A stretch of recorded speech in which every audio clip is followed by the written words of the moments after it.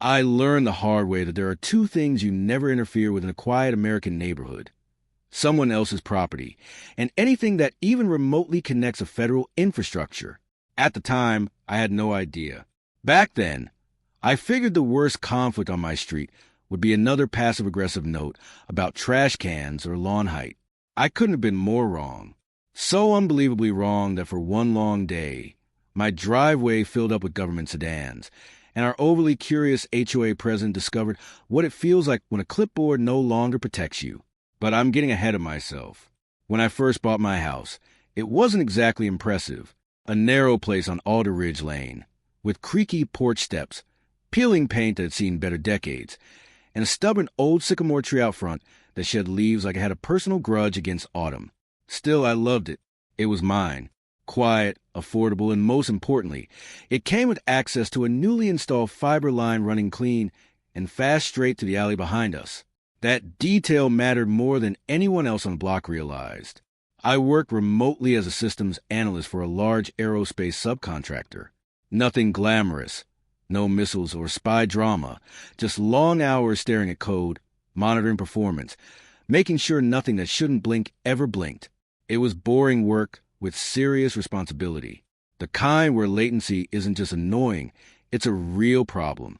For me, the internet wasn't a luxury. It was how I paid my mortgage, kept my health insurance, and stayed employed, so I invested in it.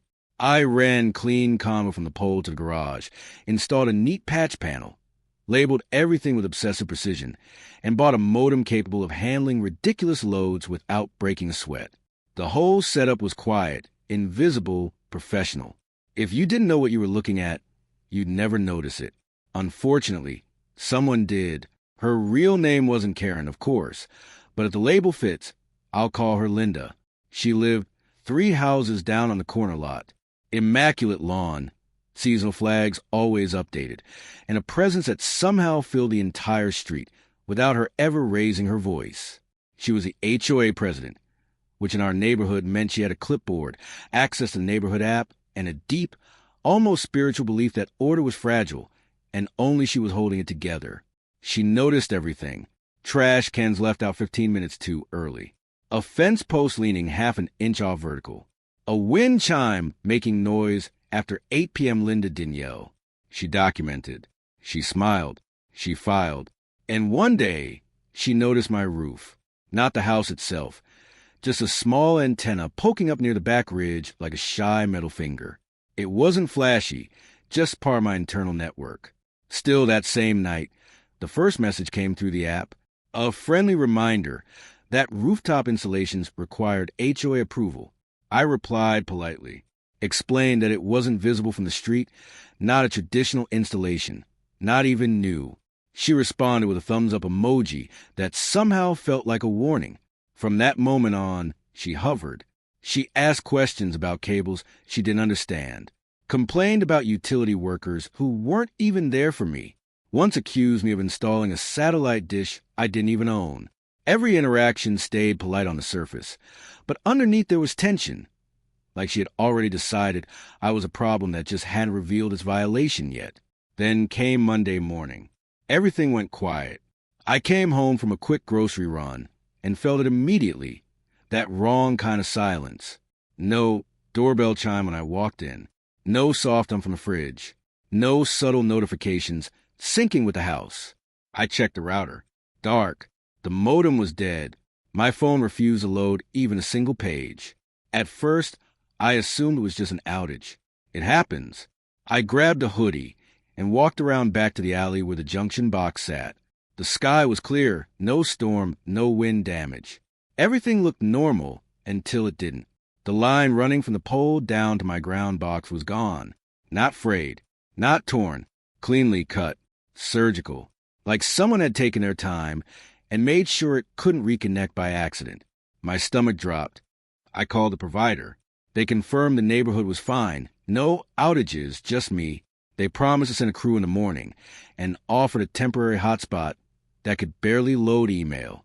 I thanked them, hung up, and stood there staring at the severed cable, as if it might explain itself if I waited long enough. That's when I heard footsteps on the porch. Linda stood there, Posture perfect, hair pulled back, eyes sharp.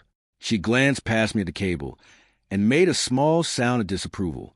"You should really be more careful about how your wires run," she said calmly. "It looks messy." "Did you cut my cable?" I asked. She smiled just slightly. "I wouldn't touch private property," she replied. "I found like that. I've already reported it." And that's when it hit me. This wasn't just a broken internet line anymore. This was a line someone had crossed.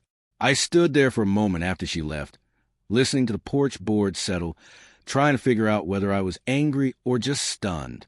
There's a particular kind of shock that comes from realizing a neighbor might have crossed from irritating into completely unhinged, all while smiling at you. I didn't chase her, didn't argue, didn't even try to be clever. I just documented everything.